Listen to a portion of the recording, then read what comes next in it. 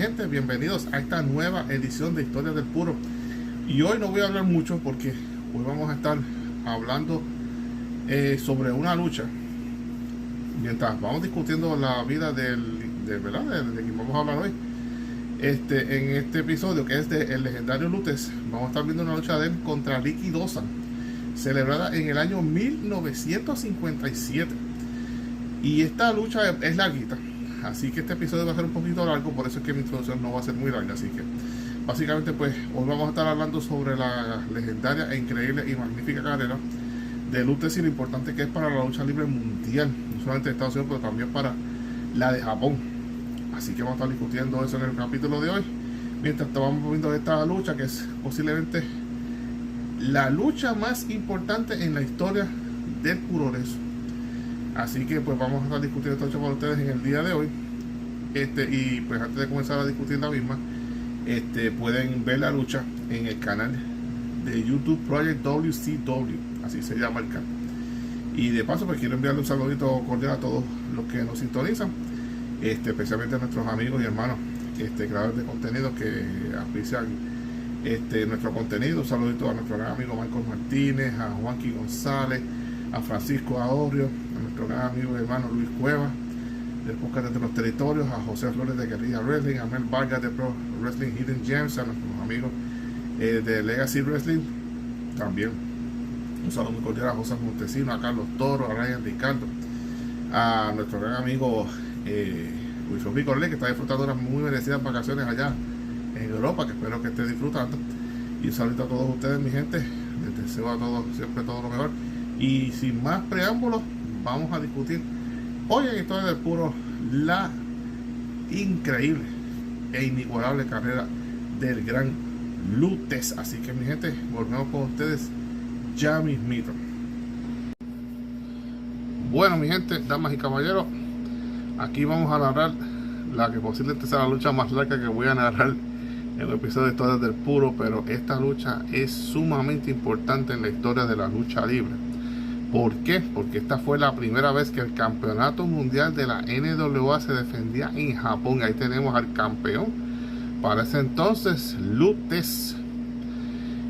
Básicamente el hombre monopolizó el reinado de campeón mundial de la NWA durante los años 50 y gran parte de los 40. Básicamente la fundación de la NWA se construyó sobre el talento de Lutes junto con la visión de Sam Muchnick. Y Lutes, que fue uno de los primeros luchadores que trabajó en 7 décadas distintas. No puedo decir con toda certeza que él fue el primer luchador que logró esa gesta, pero si no fue el primero, fue el segundo. Por cierto, antes de continuar, esta lucha fue celebrada en octubre 7 de 1957 y como ustedes pueden ver la increíble calidad de la imagen considerando el año, y obviamente es en blanco y negro. Y ahí estamos viendo a Ricky Dawson, el padre del puroresu, de quien hay una estatua en Japón, by the way. Es lo que yo estaba comentando, como que si Carlos Colón cortó lo que ha hecho en Puerto Rico fuera de Japón, en Japón eran varias estatuas, no una, varias. Y ahí tenemos al gran Lutes entrando al cuadrilátero. Y Lutes fue una persona que siempre vio a Japón como un país con mucho potencial. Lutes estaba relativamente bastante cansado de la situación de la lucha libre en los Estados Unidos, los dimes y diretes, las políticas tras bastidores, los egos de los luchadores.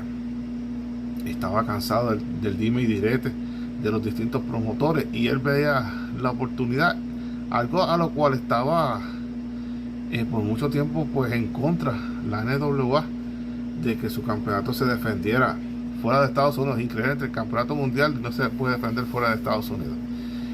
Así la cosa. Pues aquí estamos viendo a Lutes y a Ricky Dawson ya preparándose para este combate celebrado en Japón. La ciudad honestamente no la recuerdo de momento, pero aquí estamos listos para ver este combate. Mientras tanto pues vamos a estar hablando sobre la carrera de Lutes y lo importante que es para la lucha libre. Si ustedes pues quieren ver o saber más de Ricky Dawson, uno de nuestros primeros episodios de Historia del Puro fue sobre Ricky Dawson, el padre del puro de eso.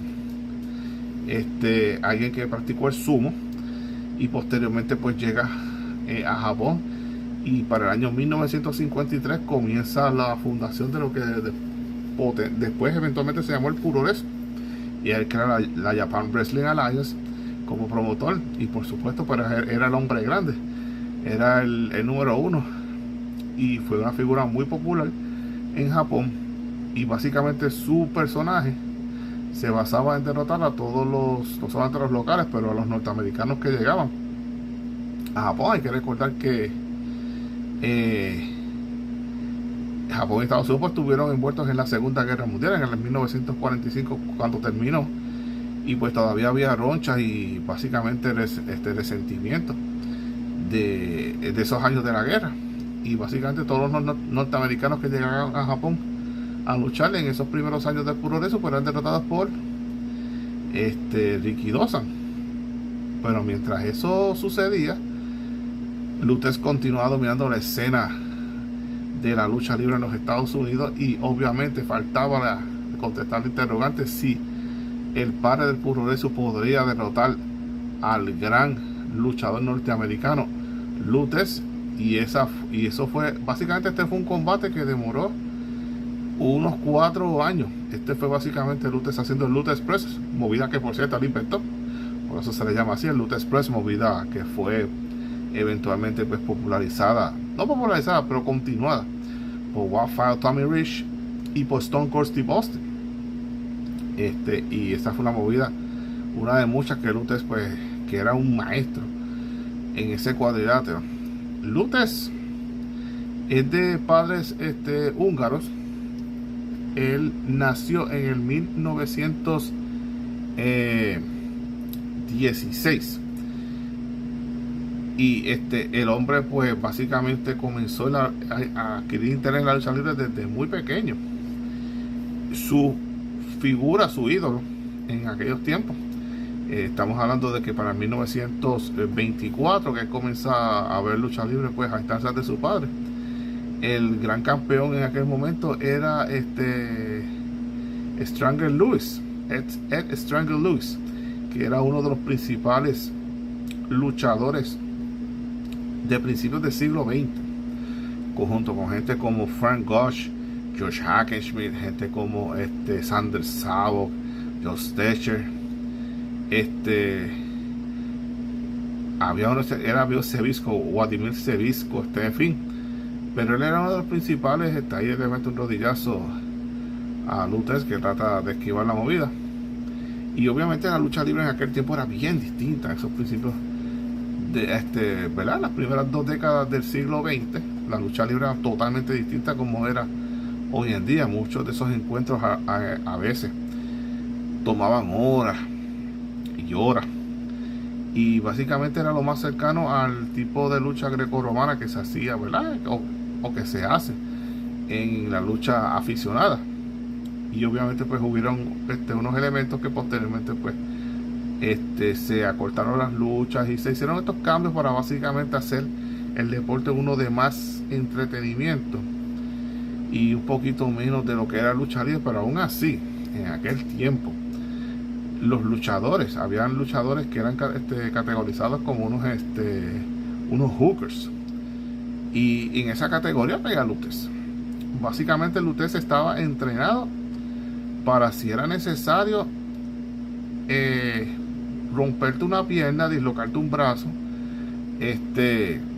hacerte daño corporal, y él estaba muy preparado en esa materia porque su maestro casualmente fue el luchador de quien él se hizo, ¿verdad?, fanático cuando niño, y ese era Ed Stranger Lewis. El Stranger Lewis acabó siendo su maestro, su consejero, su mentor, su manager. Básicamente era casi como su segundo padre, por decirlo de esa manera. Y Lutez tenía todo lo que buscaban los promotores en aquella época. No solamente era alguien que era pues de buena apariencia física, era un luchador que tenía todas las cualidades sabía luchar atrás de la lona, era una persona que siempre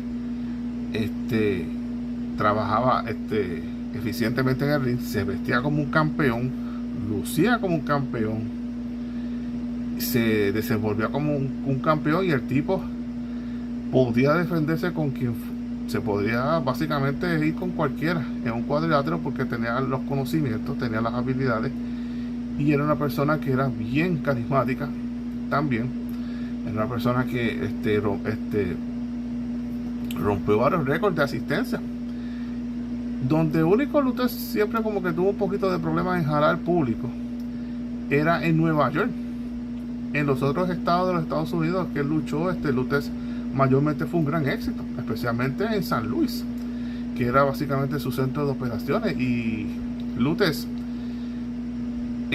les tengo que decir algo muy importante en esta lucha con Rikidozan.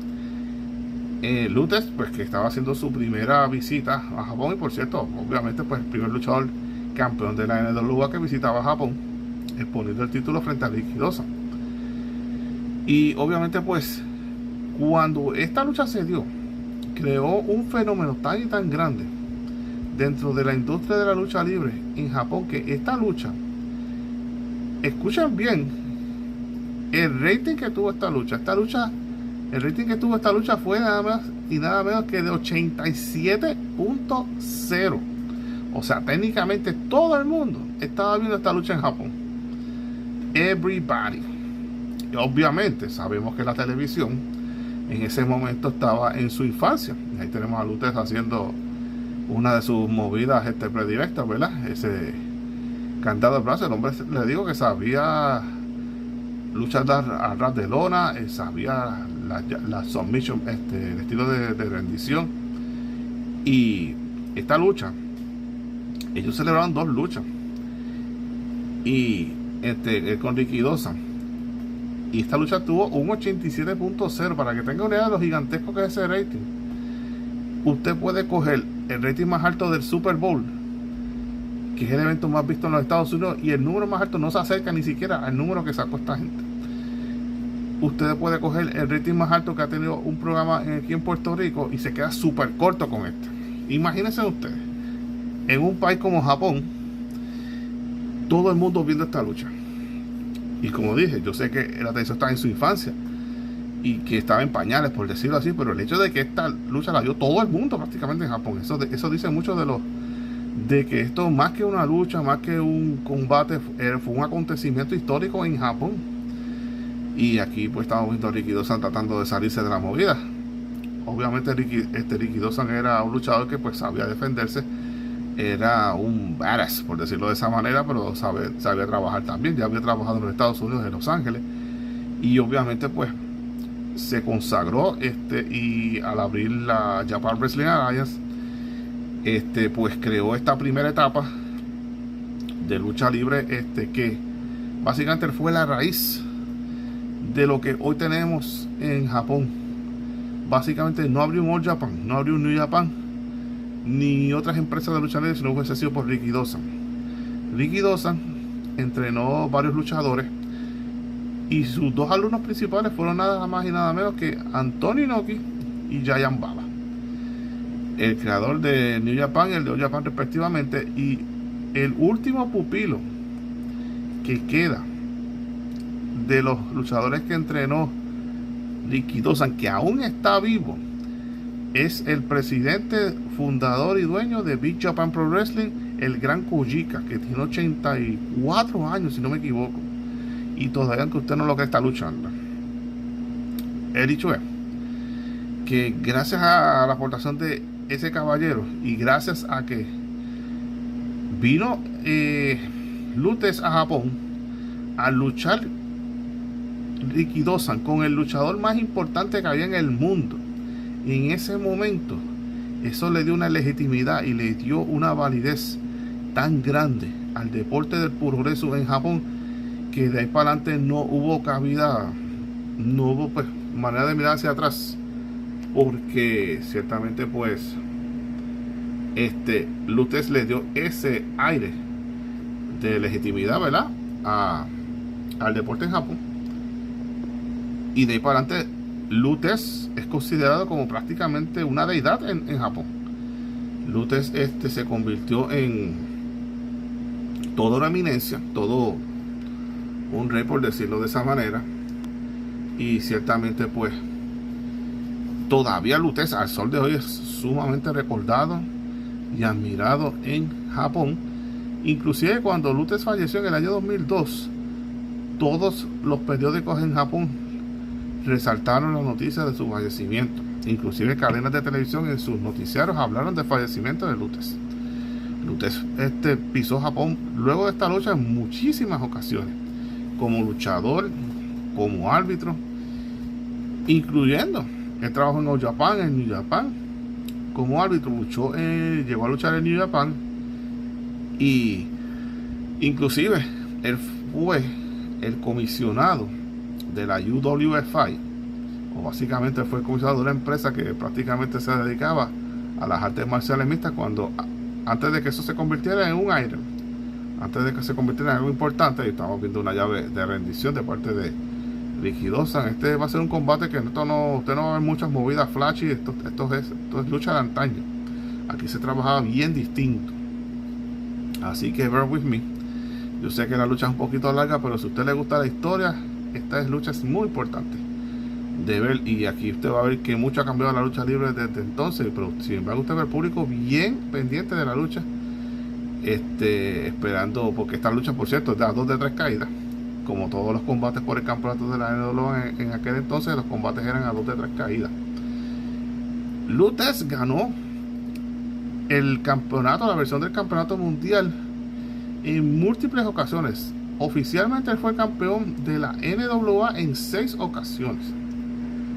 Y la razón por la que inclusive siguió siendo campeón tantas veces, aun cuando él estaba en algunos momentos como semi-retirado, es porque no había un luchador en esa era que tuviese la capacidad luchística, el toughness, una persona que si en aquella época a veces ocurrió lo que se llaman los double cross, que básicamente se cuadraba una lucha y el final iba a ser de una manera y de la nada hacían otra cosa completamente distinta, a veces en conspiración con el árbitro.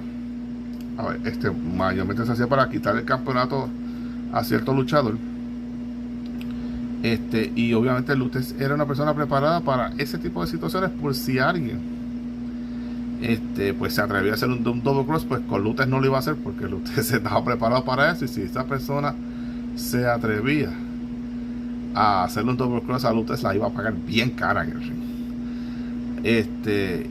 Básicamente Lutes era un arma letal en ese cuadrilátero, y los luchadores le tenían un respeto gigantesco a ese caballero.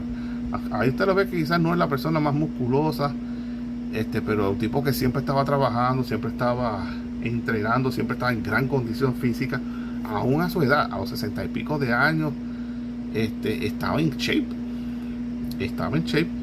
y siempre se cuidaba y siempre estaba activo. Y Lutes inclusive hizo varias apariciones aquí en Puerto Rico. La última aparición que él hizo fue en el año 1976, en esa famosa cartelera que se celebró, que no me equivoco, fue en abril 11 del 1976, donde en la lucha estelar, pues Antonino Roca y Miguel Pérez se unieron para enfrentarse a los Infernos por los campeonatos mundiales en pareja. Y en esa cartelera Lutes luchó contra el Vikingo. O sea, miren cómo son las cosas.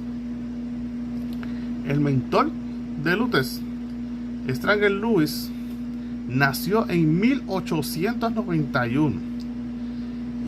Y uno de sus pupilos, Lutes, luchó con el abuelo de Mike y de Chris Mendoza, los fundadores del Espíritu Pro Wrestling Dojo. Miren cómo son las cosas de la vida. En 1976, pues esa lucha obviamente no parece en video. Ojalá hubiese un video de esa lucha. Pero Lutes, aún a esa edad, todavía se desempeñaba.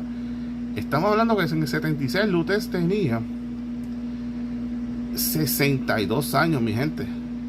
Y todavía ese hombre hace unas supleces increíbles en ese cuadrilátero. y sabía trabajar de una manera estupenda para su edad. Era algo increíble de ver, definitivamente. Ahí estamos viendo a Luther, que parece que está sufriendo calambres en las piernas, está sacudiéndose el castigo, y básicamente le está diciendo a Lee que no sabe, hey, give me a break, man. Y dice, vamos por encima, vamos a ver qué sucede. Pero ciertamente el nombre de Luther es realeza en el deporte de la lucha libre. Estaba comentando que Luther ganó el campeonato de la NWA en 6 ocasiones. La última vez que él lo perdió fue frente a Jim Kiniski en el año 1967. La primera vez que él ganó ese campeonato, lo que pues después se convirtió en el campeonato de la NWA, lo ganó a los 21 años, que para entonces era un récord. Yo creo que todavía ese es el récord. El luchador más joven en ganar ese campeonato lo fue a los 21 años, si no me equivoco fue en el 1937 o 39 más o menos. Y Luther derrotó a varios de los grandes, y Luther tenía esa fama de que no solamente pues era un gran campeón, lucía, vestía, trabajaba, se proyectaba. En los años 50, cuando comenzó la televisión, él era básicamente una estrella de Hollywood. Él era una de las figuras más populares. Inclusive cuando a él se le exaltó al Salón de la Fama de San Luis, de los deportes en San Luis, él fue el más aplaudido de la actividad junto a Stan Musial. Imagínense ustedes, Stan Musial, que básicamente eso es la gloria más grande que ha habido en la ciudad de San Luis, porque por su increíble carrera como jugador de los Cardenales de San Luis. Y Luther estaba en ese nivel, porque fue una persona que pues fue la cara de la NWA durante los años 40, 50 y 60. En los 60 él fue campeón, si no me equivoco fue desde el año 66 al 67, lo que no recuerdo. Y es que Luther también fue parte de varias cosas que pasaron en la historia de la lucha libre, que indirectamente las causó él. Por ejemplo, Luther había derrotado a Buddy Rogers por el campeonato de la NWA, o por lo menos él era el campeón. Y pasó una situación donde aparentemente en aquel tiempo los promotores, si peleaban en ciertos sitios, a veces tenían unas reglas, en otros lugares tenían otras reglas. Y pues una lucha que pues Luther derrota a Buddy Rogers, pero en aquel momento el promotor de Nueva York, que era Vincent McMahon,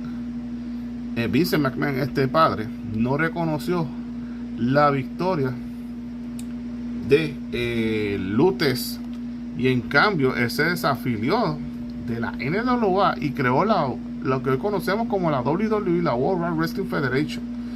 Técnicamente Luther fue el causante de la creación de lo que hoy es la WWE. Y obviamente pues Buddy Rogers, que era una figura que no simpatizaba con Luther y viceversa. De hecho, los dos tuvieron una rencilla de varios años, inclusive de décadas, porque antes de que Buddy Rogers falleciera en 1992, en una convención que se hizo donde se invitó a Luther y a Buddy Rogers, a otros luchadores, que si no me equivoco fue John Aresi. Ahí fue que hicieron las paces, después de décadas que no se habían hablado. Y Luther era una persona que no respetaba a un luchador si no era bueno en el cuadrilátero. O sea, a veces él iba a una ciudad y el promotor le decía, mira, necesito que me le dé 60 minutos a fulano de tal, que eres la figura principal aquí, como quien dice.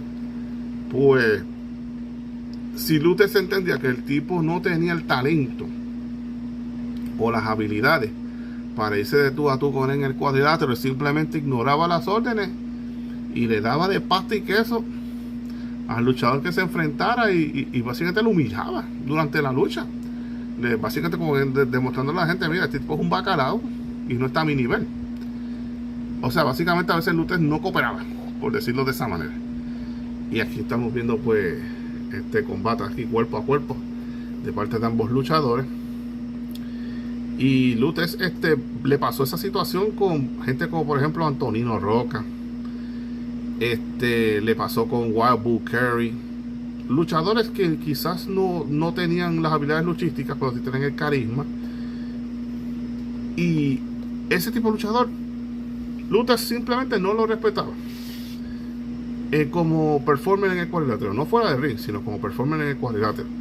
Él entendía, este tipo no está a mi nivel, este tipo no compone nada, yo no voy a perder mi tiempo en una noche de 60 minutos y le voy a ganar en 15 minutos, por decirlo de esa manera, y lo hizo varias veces. O a veces simplemente no le agradaba a la persona por algo que hizo o dijo, y simplemente pues no perder el tiempo con esa persona y lo humillaban en el cuadrilátero. Inclusive en una ocasión, y esa fue la razón por la que Buddy Rogers y él estuvieron sin hablarse por varias décadas, es porque en una ocasión ellos estaban juntos en un viaje y Buddy Rogers se atrevió a hablar mal de, sin saber él, que Ed Strangle Lewis era el manager de Luther. Se puso a hablar pestes de él, diciendo que era un viejo gordo, insultándolo básicamente. Y básicamente Luther le valía madre. Si el tipo no sabía luchar y no iba a perder tiempo, y simplemente lo dominaba rápido y ya se acabó. Pues con Buddy Rogers, él se puso a hablar mal de Ed Strangle Lewis, y eso básicamente, esto fue comentarle la madre a Luther. Y de ahí para adelante Luther se empeñó, simplemente él respetaba a lo carismático que era Buddy Rogers, pero él entendía que no era un luchador capacitado. Y simplemente cuando le decían, él no cooperaba básicamente con Buddy Rogers. Y eso dio paso a que en ese combate donde él quedó campeón, si no me equivoco fue en el 1963 por ahí, que ahí fue que Vince se sale de la NWA y forma la World Wrestling Federation, lo que antes se llamaba la Capital Wrestling. Y ahí pues ellos deciden que Buddy Rogers va a ser su campeón mundial. Y de ahí pues obviamente pasamos a Bruno. Inclusive se habló de hacer una lucha entre Bruno y Luther, y Luther se estaba pidiendo como garantía $100,000. Es una cantidad exorbitante de dinero en aquel tiempo para enfrentarse a Bruno Sammartino. De hecho, él decía que Bruno no le llevaba los talones tampoco. Y Bruno aparentemente pues básicamente Vince no le quiso pagar los $100,000 a Luther, y pues aparentemente pues hubo otra serie de desacuerdos y la lucha nunca se dio. Así que pues lo siguió su camino. Buddy Rogers, después de esa lucha con Bruno pues se retiró de los cuadriláteros hasta finales de los 70, básicamente por issues del corazón y otras cosas. Pero Buddy Rogers tampoco era una figura que así a veces se decía que era básicamente un bullshitter, y se inventaba historias a veces para no hacer jobs, y a veces no cooperaba. Y esa fue una de las razones por la que mandaron a Luther a enfrentarse a él, porque sabía que si el tipo se negaba a cooperar, Luther se lo iba a poner en su lugar. Aquí estamos viendo aquí a los dos tratando de hacer algo. Aquí vemos básicamente un candado al brazo de parte de Luther. By the way, no solamente fue el inventor del Luther Express, popularizó el suplex, el belly to back suplex, ese tipo de golpe que él daba de rabbit punch de momento. A veces él cogía también cogía con su mano, empujaba el puño, ¿verdad?, de la mano contraria, y con el codo le daba a su rival. Es una movida que era bastante inteligente de parte de él. Otra movida que él accidentalmente inventó fue el power bump. Si ustedes chequean, búsquese, y si no me creen, búsquese a Luther haciendo una power bomb en los años 50, Antonino Roca. Eso fue una hueá que le salió de la nada, pero le salió. Luther luchó le estaba comentando, sí, que luchado en 7 décadas distintas, y no estaba seguro si él fue el primero, pero definitivamente si no fue el primero fue el segundo, porque figúrese usted, Luther comenzó su carrera a los 16 años, o eso nos pone a Luther luchando, o empezando a luchar básicamente, si él nació en el 16, en el 1932, o 33 más o menos, y su última lucha fue en 1990, Él luchó en los 30, en los 40, en los 50, 60, 70, 80 y 90. Su última lucha fue en New Japan Pro Wrestling contra Masahiro Chono. Y para ese tiempo, Lutez tenía 74 años. Y usted dirá, ¿cómo es posible que ese caballero se trepó a luchar a los 74 años? Pues mi gente, ahí está, la famosa suplex que les decía. A veces la sacaba de la nada, a veces la lanzaba con una rapidez increíble, a veces dejando al rival chocado. Y ahí tenemos el conteo, pero Ricky Dosa levanta el hombro. Y en esa lucha, Lutez, pues 74 años, imagínense cuántas veces usted ha visto luchar de 74 años. Y máxima luchando con Chono, que era una estrella ascendente en ese momento, que apenas tenía 6 años en New Japan y como luchador profesional. Y Lutez, inclusive, aunque a él se le desplazó la cadera pues que tenía, ¿verdad? Este reemplazo de cadera que tenía se le falló en la lucha. Pero si usted se pone a ver Lutez en los 5 minutos que duró esa lucha, usted no puede creer que a los 74 años ese caballero todavía se estaba tirando una suplex bien ejecutada, intentando hacer inclusive una powerbomb. Eso sí, pues a veces creo que Ludo ahí se le olvidó que tenía 74 años y pues se pretendía que era el luchador de 30, 40 años antes, y pues se puso a hacer cosas que no tenía que estar haciendo. Pero el mero hecho de que el tipo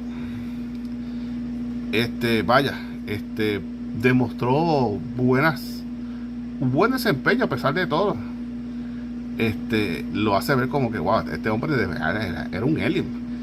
Ese tipo a los 60 años luchó en Puerto Rico. No solamente eso, en 1978 Lutez, cuando se fundó la empresa UWA, él llegó como el campeón mundial de la UWA y fue el campeón de la empresa por un año, hasta que Canek le quitó ese campeonato. Ustedes saben que Canek es una leyenda viviente en México.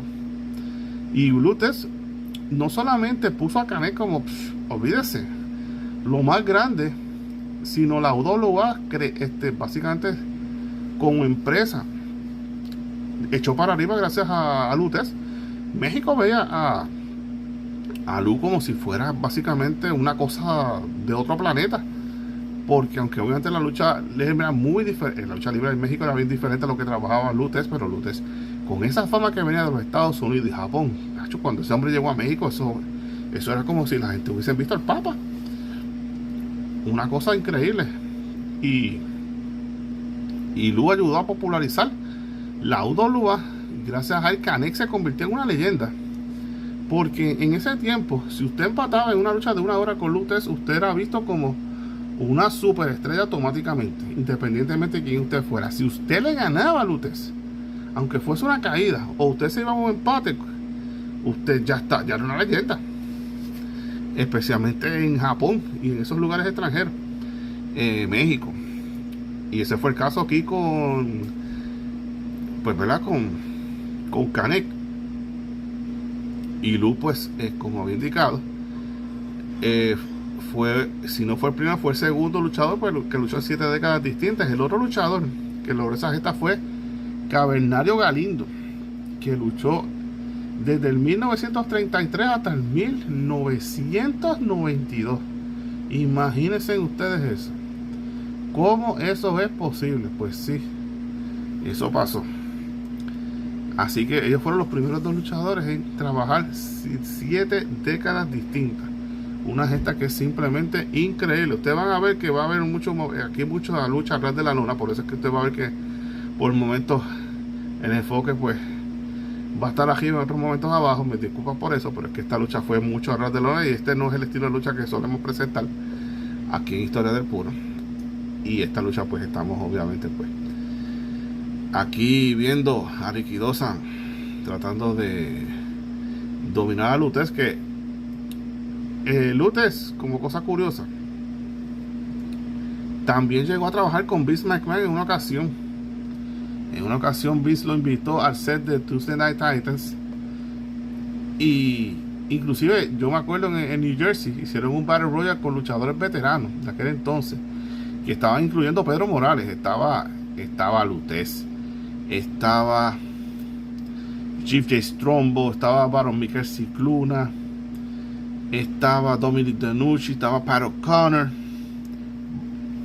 hasta yo creo que George Scallan, el manejador de Bob Backlund de Bruno Sammartino, llegó a luchar en ese Battle Royal. Y los últimos dos en ese Battle Royal fueron Pat O'Connor, si no me equivoco, y Lutez ganó el Battle Royal. El respeto que se le tenía a ese caballero era enorme, inclusive, aunque ciertamente pues las visiones de lucha libre de Vince y de Lou eran bien distintos. No se puede negar que Lou es una figura que gracias a él fue que se fundó lo que es la WWE. Indirectamente él fue uno de los causantes. Y no solamente eso, el último luchador favorito de Lutez era Kurt Angle, por su background atlético y obviamente pues campeón olímpico y todo lo demás. Y Lou estaba encantado con él, porque él dice que se le recordaba mucho a él cuando era joven. Claro que cuando empezó a ver a Kurt Angle siendo usando ridículamente en televisión, eso de cierta forma le rompió el corazón. Y pues de hecho, de eso fue que murió Lutez del corazón. A él se le dio acción de operación de corazón abierto a sus 86 años, que era un alto riesgo, pero él dijo, vamos por encima, vamos a hacerlo. Pero pues lamentablemente pues no sobrevivió, más bien pues la operación no pudo recuperarse de la operación, y lamentablemente pues falleció a los 86 años en la Florida. Y pues dejando un legado invaluable, inclusive el WWE fue criticado duramente porque cuando él falleció ni siquiera se le hizo un obituario, como hacen a veces cuando los luchadores fallecen y ponen fulano de tal, del año tal, no hicieron nada de eso. Y obviamente pues la gente tomó nota de eso, y hubo una alta cantidad de personas criticando a la WWE por no tomarse la molestia de tan siquiera recordar a Lutez tras su fallecimiento. Y tengo entendido que como una semana después o dos pues lo presentaron junto con Wahoo McDaniel, que casualmente falleció en esos días, y fueron ambos pues recordados en la programación de WWE. Y en el año 2016 Lutez, irónicamente, junto con su mentor Ed Strangler Lewis y con otros Hall of Famers como Cedric Thomas y Mildred Burke, fueron exaltados al Legacy Win de la WWE. Eso fue en el año 2016. Obviamente sabemos que Lutez es un Hall of Famer. Inclusive hay un Hall of Famer legítimo, físico, que se llama el Lutez George Dragos Wrestling Museum Hall of Fame. Y pues tan grande es la influencia de Lutez en la lucha libre que todavía el sol de hoy se le habla de él, se le recuerda sus grandes combates. Y aquí estamos viendo un juego de gato y ratón entre ambos luchadores. Y básicamente pues esta lucha, pues como les comenté, es una lucha bien distinta a lo que hablamos aquí. Aquí esto es una lucha pues más al estilo antiguo, más de a ras de lona, y básicamente pues para agotar al oponente y todo lo demás y buscar un conteo. Y muchos de estos combates entre rivales de este nivel pues duraban una hora o cerca de una hora. Y obviamente pues Ricky Dawson, con el pedigrí que tenía en sumo, pues era una persona que Lutez respetaba. Por eso es que pues se podía ir a una hora o un combate largo en contra de él. Y este combate pues legitimizó a Ricky Dawson, básicamente lo acabó de consagrar como una leyenda, y no solamente un pionero, pero una leyenda dentro de la lucha libre japonesa, pero a Lutez como una leyenda de la lucha libre mundial en Japón, venerado, respetado. Lutez inclusive pues fue parte de la UWFI, él fue como si fuera un comisionado, y básicamente inclusive llegó un momento en que Lutez, tomando una táctica que se hacía en antaño, donde el campeón mundial retaba a cualquiera que quisiera enfrentarse a él, pues él hizo lo mismo con el campeonato de la UWFI. Inclusive él retó a todos los campeones mundiales de las distintas empresas, y solamente hubo uno que se atrevió a aceptar el reto, y ese fue Vader, que era el campeón mundial de WCW en ese momento. Aquí estamos viendo un posible conteo de espaldas planas. Y en ese tiempo ustedes ven a los árbitros que siempre metían la mano por debajo del hombro a ver si estaba la separación correcta y todo lo demás. Era bien distinto a como se trabaja ahora. Y se dio esa lucha entre Vader y Nobuhiko Takada, que era el campeón de la UWFI. Y el combate fue visto por 46,000 personas. Rompió el récord de asistencia. Y si no me equivoco, creo que no estoy seguro si fue en el Tokyo Dome, pero esa lucha se dio. Eventualmente la UWFI pues con todos problemas económicos y pues Lutez no continuó trabajando con la empresa. Inclusive en esa lucha Lutez le dio el campeonato que era suyo, el campeonato mundial que él tenía de antaño, ¿verdad? Se lo dio al ganador de esa lucha. Y Luke pues se buscó a veces ciertos issues con algunos promotores de la NWA porque pues Luke tenía su manera de trabajar.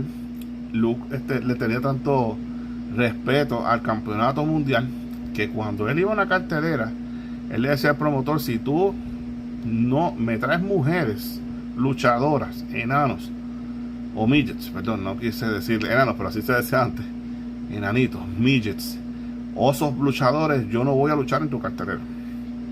Porque para él ese tipo de, ¿verdad?, de performance eran de freak show. Y él creía en presentar un producto serio, legítimo. Y pues cuando él tenía esos elementos, pues él no luchaba. Llegó un momento en su carrera que pues había perdido ese poder, ¿verdad?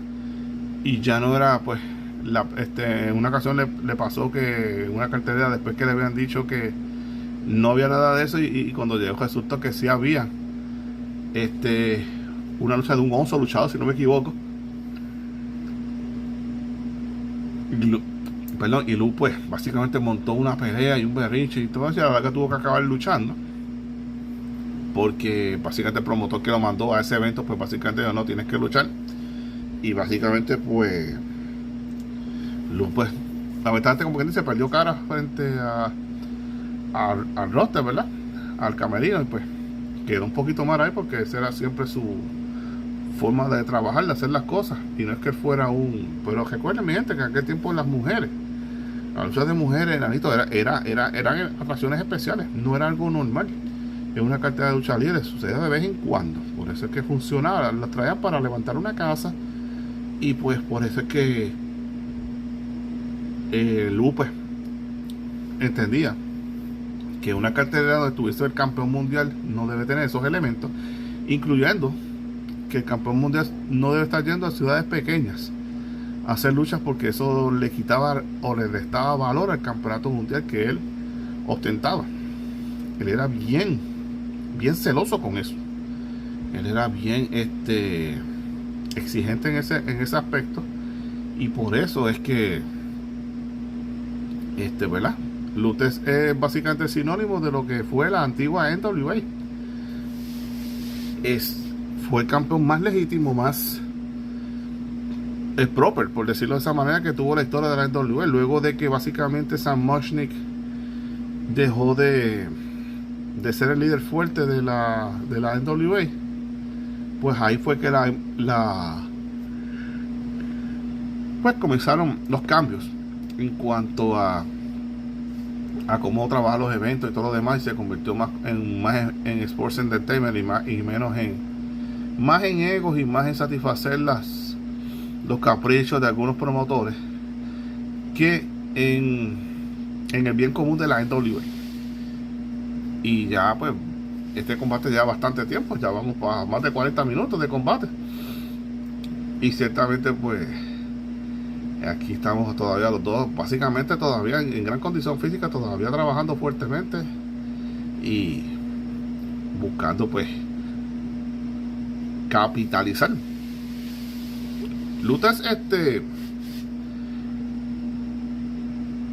básicamente pues también fue maestro, fue alguien que desarrolló también luchadores. Supuestamente él fue el entrenador de Eddie Campbell y desarrolló otros luchadores también, o por lo menos participó de ¿verdad? Del coaching. Inclusive en una ocasión él llegó a coachar a Bruce Brody, ayudarlo a trabajar mejor en el cuadrilátero, ya que Bruce Brody era un brawler. Y cuando él estaba en New Japan, básicamente mandaron a Brody donde Lutes para que lo ayudara a entrenar. Y llegó un momento de la lucha donde, no la lucha, sino en el entrenamiento, donde Lutes como que se sintió, le entraron le entró la vibra de competidor y comenzó a manejar a Bruce Brody a gusto y gana. Y Bruce Brody, cuando termina, dice: a mí no me importa la edad de este señor, este tipo le puede patear el trasero a cualquiera ahora mismo. Así. Y Bruce Brody no se ponía a decir esas cosas de cualquier leyenda que se encontraba de frente. Votan. Así que cuando él se enfrentó a Wild Bull Curry, Bruce Brody le importó un comino que fuera una leyenda. Entonces lo trató como basura. No le dio break. Como básicamente tampoco se lo dio Lutes.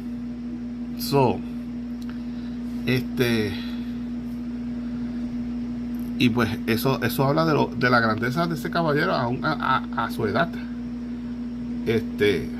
¿Verdad? Que el mismo Bruce Brody tuvo que aceptar contra este viejo. Todavía le queda en el tanque. Inclusive en los años 80 Lutes retó a Hulk Hogan a una lucha y básicamente pues lo ignoraron. Y mucha gente se contra, en serio, este tipo de 60 y pico de años le va a ganar a este tipo que es mucho más grande que él y más joven que él. Pero Lutes entendía que sí podía, y yo no dudo que lo pudiese hacer, porque el tipo tenía los conocimientos. No tenía la fuerza de Hogan ni nada por el estilo, pero el hombre sabía trabajar en ese cuadrilátero. Recuerden que él era alguien que fue entrenado por este luchador que trabajó, que sabía cómo, ¿verdad?, cómo defenderse en un ring legítimamente. Y Ed Strangler Lewis era alguien que, cuando estaba hablando que nació en 1891, imagínense ustedes, el tipo estaba ya luchando básicamente en la década de los 10, básicamente. Y en aquellos tiempos la lucha era sumamente legítima. Siempre fue un work, pero siempre era bastante, era bastante legítimo. Había mucho llaveo contra llaveo, rendición, y el Strangler Lewis era un monstruo de luchador. Tipo grande, fuerte, de gran corpulencia. Y Lutes pues tomó lo mejor de él y se convirtió en este luchador que pues ganó inclusive la versión del campeonato mundial en otras ciudades. Lo que pasa es que en esas primeras décadas habían varios títulos mundiales, por decirlo así, en distintos lugares, y por eso fue que la NWA oficialmente se formó en el 48. Pues vamos a unificar todos los títulos y vamos a tener un solo campeón mundial, y vamos a tener oficinas o promociones en tal sitio, tal sitio, tal sitio, tal sitio. Lutes se enfrentó a la creminata de la lucha libre de ese tiempo. Inclusive se enfrentó a Verne Gagne, a Dory Funk, a Terry Funk, a Jack Briscoe. Se enfrentó inclusive yo creo que se enfrentó a The Chic en una ocasión. Pero obviamente pues aquí en Puerto Rico pues vino a luchar también para la empresa de Florida, y obviamente pues visitó Puerto Rico en unas cuantas ocasiones. En Japón hay una lucha aparte de esta, o de las dos que estuvo con Ricky Dawson, donde él se unió a Karl Gotch para enfrentarse a Antonio Inoki y a Seiji Sakaguchi. Eso fue en 1973. Esa fue una increíble lucha, donde ayudó a levantar a New Japan, porque New Japan estaba teniendo dificultades en sus comienzos. Hicieron esa lucha entre dos maestros contra estos dos jóvenes Rising Stars de la lucha libre en Japón, y esa lucha ayudó a levantar a New Japan. Y posteriormente pues también, en cierta forma, Lutes tuvo que haber contribuido a lo que fue la NWA, y les voy a explicar por qué. Indirectamente tuvo algo que ver. Cuando se hizo eso de la UWFI, que estaba jetando a todos los campeones mundiales de distintas empresas y solamente contestó Vader. Eso, perdón, posteriormente, cuando la UWF cierra, ese tipo de historia así, la llevan contra New Japan. La UWF contra New Japan. Por eso que hubo un periodo de tiempo donde Nobuhiko Takada fue el IWGP Heavyweight Champion, perdiendo el mismo contra Muto. Él derrotó por ese campeonato a Shinya Hashimoto y Muto recuperó el título en un super mega evento que hubo en el Tokyo Dome. Y aquí pues vamos a ver qué está pasando aquí. Parece que se acabó el tiempo, ¿no? Vamos a ver. No se acabó el tiempo. Y el hecho es el siguiente. Entonces pues ese evento le dio la idea a Eric Bischoff de hacerlo de la NWO. O sea que eso fue algo que indirectamente, una táctica vieja que se usaba en las primeras décadas del siglo XX, pues lo usó Lutez con la UWFI, y eso desembocó en lo que pues después resultó lo que es la NWO. Sé que es algo como un stretch, pero es algo bien curioso, un dato bien interesante. Y ciertamente pues vale la pena también resaltar inclusive en una ocasión Lutez llegó a luchar en la India también. El hombre fue alguien que viajó mucho. Lamentablemente también tuvo pues sus percances fuera del ring, porque cuando él estaba ya retirado del deporte, después de los 60, que tenía un negocio, lamentablemente pues el negocio no le fue muy bien. Se divorció de su esposa y básicamente se quedó sin dinero, y tuvo que Lutez regresar a trabajar esporádicamente. En Japón siempre pues por lo menos ganaba una buena cantidad de dinero, porque en Japón le pagaban muy bien, porque era prácticamente una deidad en Japón. Era una figura tan respetada que por simplemente ser referee de una lucha no solamente le daba más legitimidad a la lucha, sino que él cobraba un montón de dinero. A él siempre le pagaban muy bien en Japón, por su estatus, su standing y todo lo demás. Y aquí estamos viendo pues cómo sigue aplicando castigo y presión vamos a ver si aquí Lutez estaba pensando que a lo mejor iba a hacer el coach lift, pero bueno, eso vino más tarde.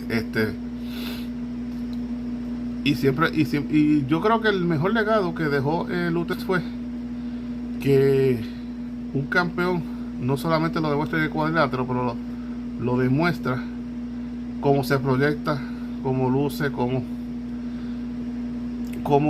se cuida, cómo le da ese toque de realismo a su desempeño, aunque ciertamente pues la lucha libre es un work, pero él siempre hacía lucir la lucha como trataba de hacer lucir la lucha como algo bien legítimo. Y obviamente pues nadie se iba a poner a fastidiar con Lutez en un cuadrilátero, porque sabían de la reputación de ese caballero.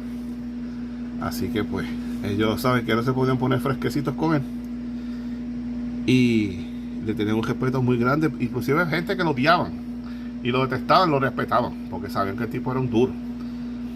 Lo que pasa es que pues él tenía una visión de cómo debe hacerse la lucha libre, y otros tenían una visión distinta. Y pues inclusive promotores que no simpatizaban con él, como Paul Bosch, con quien tuvo una lucha con Lutez. Lutez en una ocasión creo que también lo sonó bien duro, porque él alega que Paul Bosch le hizo un double cross en una lucha, o se puso a hacer cosas que no tenía que hacer, y pues básicamente vino Lutez y lo sonó. Y siempre como que hubo esa pequeña enemistad de parte de ambos, pero Bosch respetaba a Lutez, sabía lo grande que él era, y pues él era así. Nunca estuvo envuelto en vicios de mujer, a pesar de que era un tipo bien charming, bien bien educado. O sea, una persona que no era un freak fuera de aquí, no tuvo pues issues así de drogas, alcohol, y ahí vemos que estaban tratando. Por poco le cuenta a Andrés, pero puso ese pie en la soga, y ciertamente pues dejó un legado inigualable, muy difícil que se repita. De hecho, esos reinados que él tuvo como campeón de la WWE duraron cerca de 5.000 días. El tipo fue campeón, no solamente que era campeón, en un periodo donde para tú ser campeón tienes que tenerlo todo. Inclusive a los campeones se les pedía una fianza de 25,000 pesos y a Lutes no se la pedían. Así de grande el respeto que le tenían a ese caballero. Imagínense, usted ahí dando unos chops violentísimos a Lutes, y Lutes está, no sé si dice para la izquierda o para la derecha, y por poquito ahí se hizo inteligentemente, pues se fue, ¿verdad?, entre las sogas para evitar seguir siendo contado. Y pues Lutes terminó su carrera, se fue a vivir a la Florida y vivió una vida bastante tranquila. Inclusive muchos de su presión ni siquiera sabían que Lutes vivía con él, vivía en esa vecindad. Lo llamaban por Lu, pero ellos jamás pensaban que ese era el Lutes, el luchador que ellos veían en televisión. Vivió una vida bastante callada, tranquila, y se llevaba bien con todo el mundo. No era un tipo que era problemático, siempre fue un tipo bien razonable.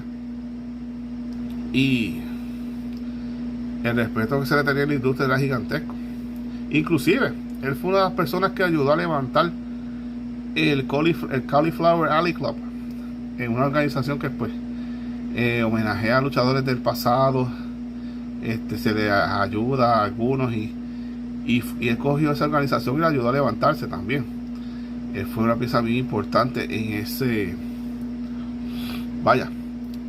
tiempo que estuvo trabajando activamente con ellos, y ciertamente pues se mantuvo activo hasta poco antes de su muerte en el año 2002.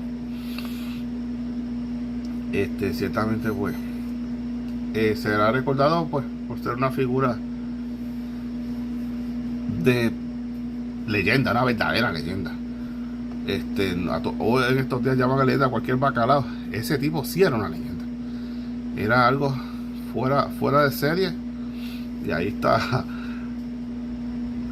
contándole, y Lutes se para por poquito.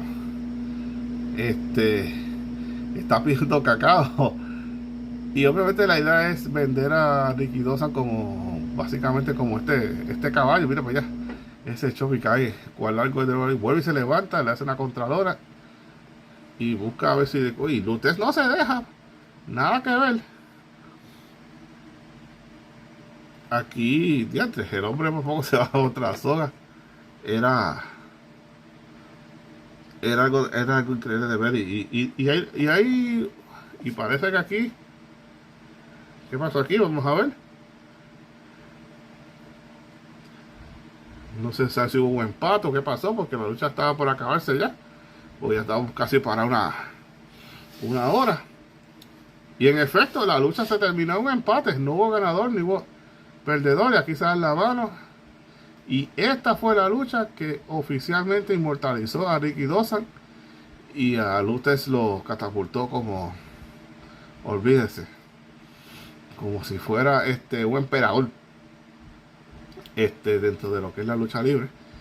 Así que mi gente, yo espero que no se hayan cansado, ¿verdad?, de todo lo que hablé, pero pues sentí que era importante presentar esta lucha. Es histórica para ustedes, y pues ciertamente pues espero que hayan disfrutado de la misma. Obviamente esta no es una lucha como la que se da en WWE y AEW en estos días, muy distinta. Es una época distinta. Aquí vemos al público aplaudiendo a Ricky Dawson en aprecio, porque le duró una hora al campeón, el tiempo máximo al campeón de la NWA en ese momento, y ya eso automáticamente lo hacía como un ganador. Así que pues nada, mi gente, espero que hayan disfrutado este combate. Así que regresamos muy en breve para despedirnos. Así que nos vemos ahora, mi gente. Bueno, mi gente, espero que hayan disfrutado de este episodio. Sé que fue un poquito largo, pero era muy importante destacar la carrera de Lutes, que es alguien que merece pues sus flores. Y definitivamente más en esta lucha, que es tan importante para lo que se convirtió posteriormente el Puroresu en Japón. Esta es una de sus luchas icónicas, pues esta es la lucha si no es la más importante en la historia del Puroresu, es una de las 3 más importantes. Así que pues pues espero que hayan disfrutado de la misma, que yo sé que no es la típica lucha que estamos acostumbrados a mostrar aquí, pero entendía que esta era la lucha importante de destacar y presentar para poder así hablar de la gran carrera de Lutes. Así que espero que hayan disfrutado de este episodio, mi gente.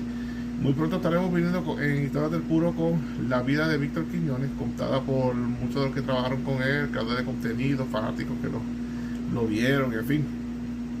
¿Qué significó para nosotros Víctor Quiñones? Y eso vendrá muy pronto en Historias del Puro. Es uno de esos episodios que pues tengo pues altas expectativas y vamos a tratar todo lo posible de pues, cumplir con las mismas y que el episodio sea de agrado de ustedes. Así que mi gente, no olviden sintonizar Don Chu TV. Seguimos viendo cosas bien chéveres. Esta semana pues lanzamos básicamente pues una reflexión o una exhortación para que aquí en Puerto Rico a Don Carlos Colón se le rindan los homenajes y obviamente pues se le toma más en consideración a la hora de pues inmortalizar su legado, ya sea nombrando su ¿verdad? Usando su nombre para una escuela, una calle, algún edificio, algún complejo deportivo, en fin.